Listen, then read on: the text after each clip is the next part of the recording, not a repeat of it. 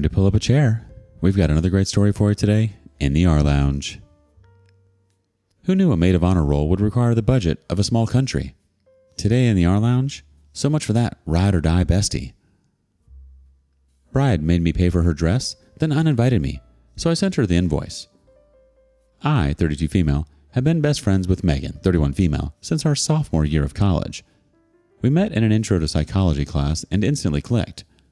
For the past 12 years, we've been through everything together. Breakups, job charges, family drama, you name it. I was there when her dad had a heart attack and she was there when my mom was diagnosed with cancer. We've always had each other's backs. So when Megan got engaged to Ryan, 34 male, after dating for 2 years, I was genuinely thrilled for her. When she asked me to be her maid of honor, I immediately said yes. I was honored and excited to help make her big day special. The first sign of trouble came during a brunch Megan organized with her bridesmaids. Besides me, there were her 2 cousins and Ryan's sister. Over mimosas, Megan announced she wanted a destination wedding in Cabo San Lucas. She explained the bridesmaids would need to cover their flights, accommodations for 4 nights, and contribute to various pre-wedding events. She estimated it would cost each of us between $2,500 and $3,000. I nearly choked on my drink. That was a lot of money, especially since I'd recently put a down payment on a new car. But everyone else seemed excited, so I kept my concerns to myself during brunch. Later that week, I met with Megan privately to express my worries about the cost. I explained that while I was thrilled to be her maid of honor, the financial burden would be significant for me. Her reaction caught me off guard. "This is my special day, Vanessa. If you were really my friend, you'd make it work." I was stunned. In 12 years of friendship, she'd never spoken to me like that. But I chalked it up to wedding stress and reluctantly agreed to make it work. I'd have to dip into my savings, but our friendship was worth it. Or so I thought. We went bridesmaid dress shopping at an upscale boutique a few weeks later. Megan selected designer dresses costing $750 each. She had a complete meltdown in the store when I hesitated about the price. She snapped loud enough for everyone to hear, "Are you trying to ruin my wedding? Everyone else is fine with the price. Why are you being so difficult?" To keep the peace, I put the dress on my credit card, ignoring the knot in my stomach as I signed the receipt. Things only escalated from there. Megan texted the bridesmaid group chat about a mandatory bachelorette weekend in Miami. The estimated cost was $1,800 per person for flights, a luxury Airbnb, club reservations, and activities. I was now seriously worried about my finances, but felt trapped. I tried once more to discuss my concerns with Megan over coffee. I explained that I was struggling financially and asked if there was any way to reduce some of the costs. She dismissed my worries, saying, "Everyone else is managing fine," and reminded me that I also needed to plan and pay for the bridal shower. I left feeling manipulated and resentful. The bachelorette weekend in Miami was a financial nightmare.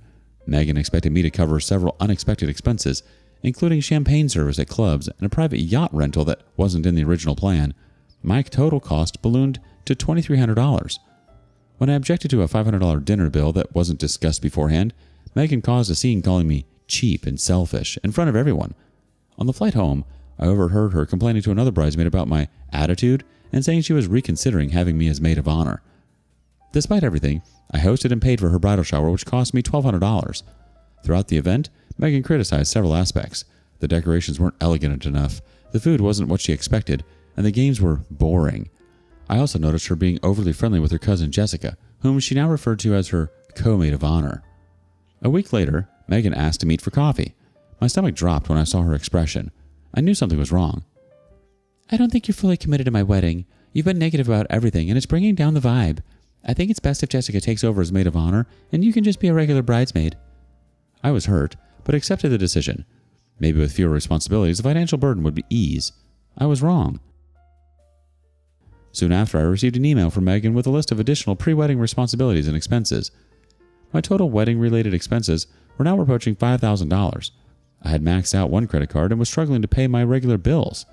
Things got even worse when I saw Instagram posts of Megan and the other bridesmaids at a secret dress fitting I wasn't invited to.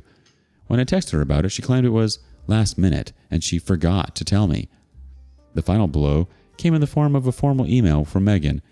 She was uninviting me from the wedding entirely, claiming I'd been negative and unsupportive throughout the planning process. She said Jessica would take over all maid of honor duties. There was no mention of refunding any of my expenses. I was devastated and angry. After 12 years of friendship, this is how it ended? Over money? I spent the next day creating a spreadsheet of all the wedding-related expenses I'd paid. The total came to $4,875, including the dress, alterations, bachelorette weekend, bridal shower, and deposits for Cabo. I sent Megan an invoice via email with payment instructions and a note saying I expected payment within 30 days. Her response was furious. She called me petty and materialistic, saying the expenses were gifts and she didn't owe me anything. She threatened to tell all of our mutual friends that I was trying to ruin her wedding. That was the last straw. I posted the entire situation on social media, including screenshots of our conversation and the itemized invoice. Within hours, several mutual friends contacted me expressing shock at Megan's behavior. Some admitted she'd been bad-mouthing me for weeks, claiming I was jealous of her engagement. Megan's mother called me, begging me to take down the post as it was embarrassing the family. I refused. For years, I'd been the supportive friend who always put Megan's needs first. I'd spent thousands of dollars I couldn't afford to make her happy. And how did she repay me? By tossing me aside when I was no longer useful. The worst part is that I never saw this side of her before. Looking back, there were small signs. She'd occasionally make comments about my apartment being too small or my car being too old, but I always brushed them off because that's what friends do, right? You overlook the small flaws. But this wasn't a small flaw. This was a complete personality transformation. The Megan I knew in college, the one who stayed up all night with me when my grandmother died, the one who helped me move apartments 3 times without complaining, that person was gone. In her place was someone I didn't recognize. I'm still processing the loss of what I thought was a rock-solid friendship.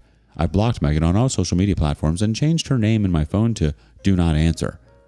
I'm curious what others think. Was I wrong to send the invoice? Should I have just accepted the loss and moved on quietly? Or was I right to call her out publicly after she tried to paint me as the villain? Sounds like Megan completely lost sight of what friendship is supposed to be about.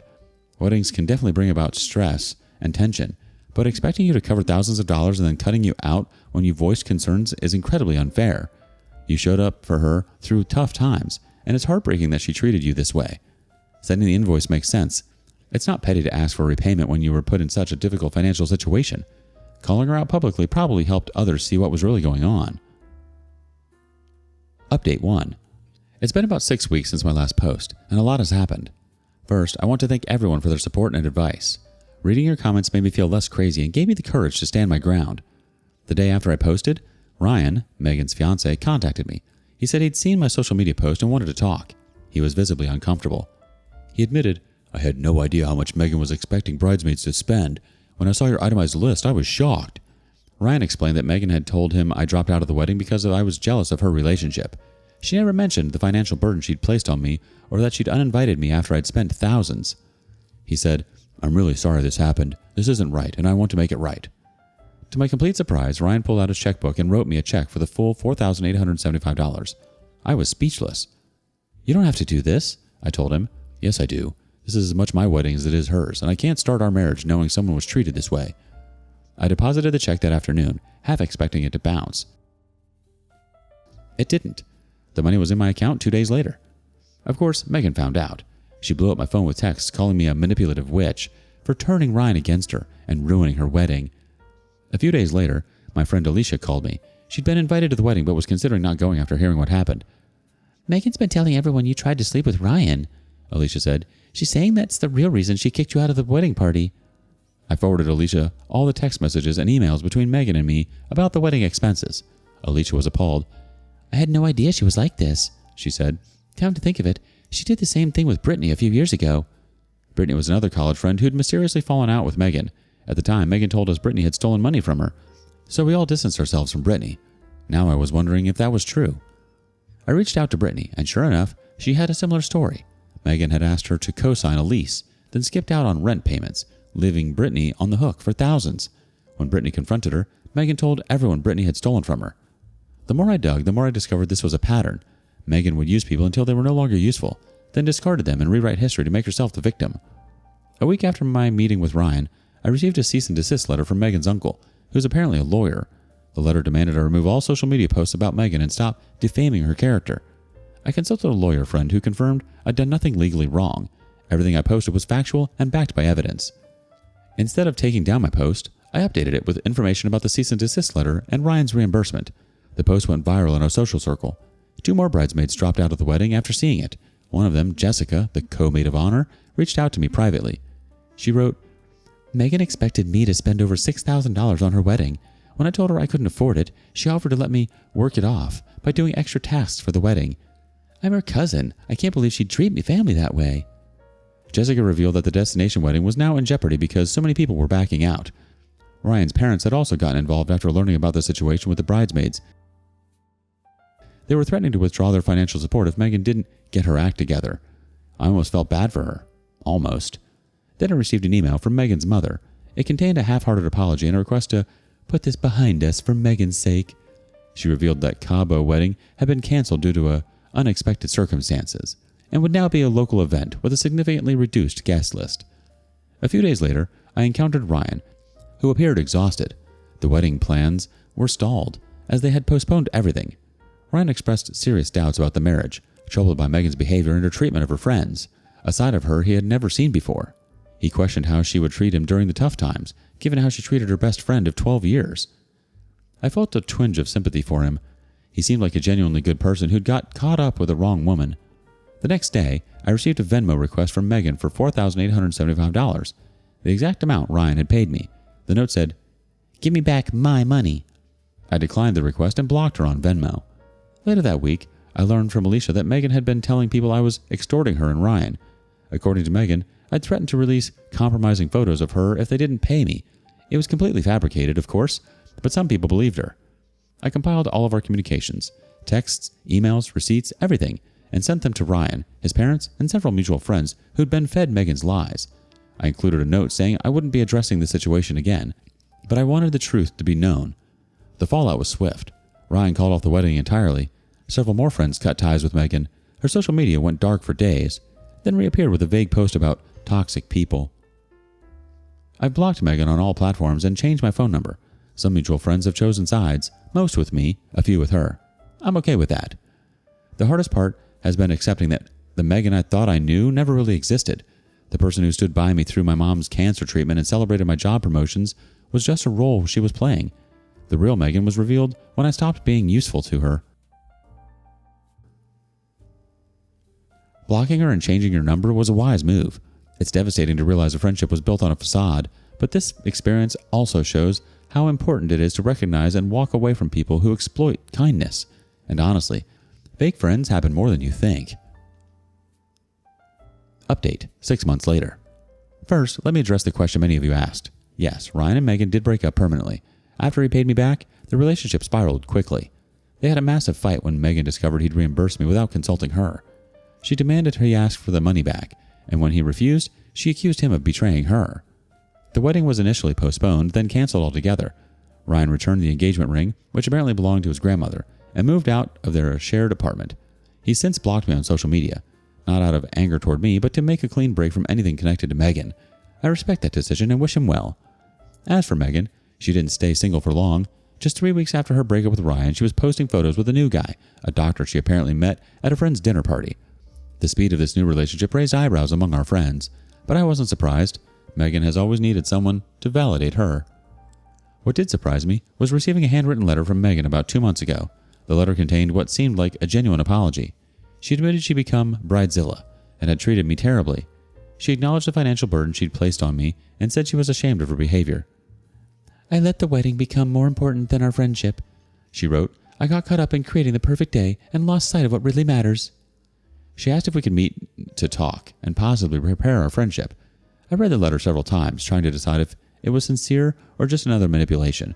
In the end, I decided not to respond. My decision was validated when I learned from Jessica, Megan's cousin, that the letter wasn't entirely honest. Megan wasn't just apologizing because she felt remorseful, she was desperate for bridesmaids for her new wedding. Yes, you read that correctly. Megan is engaged again, just 6 months after the breakup with Ryan.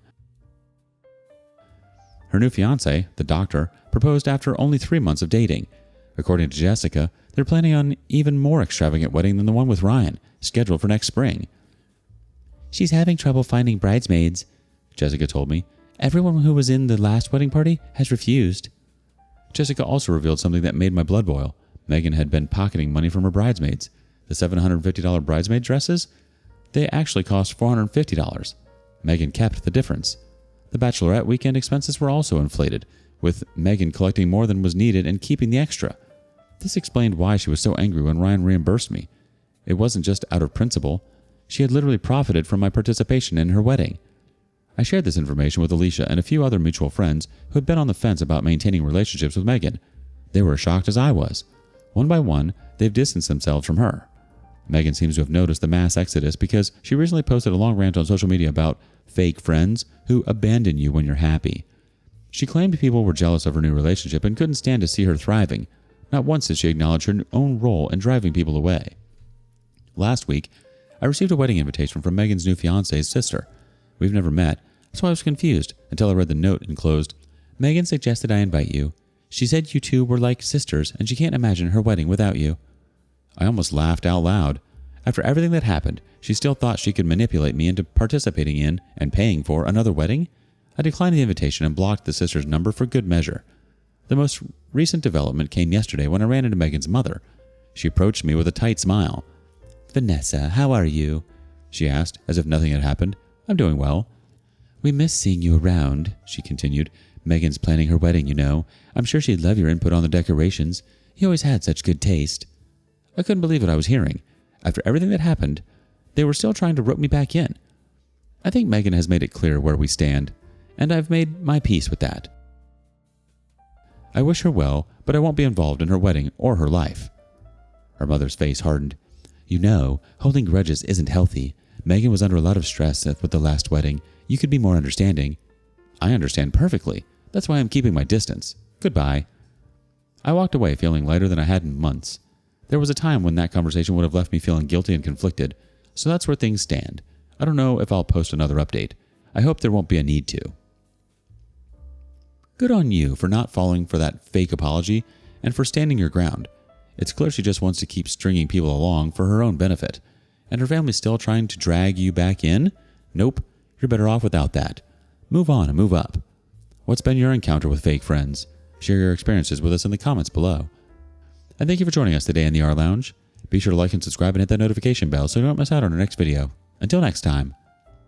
And please put your chair back where you found it.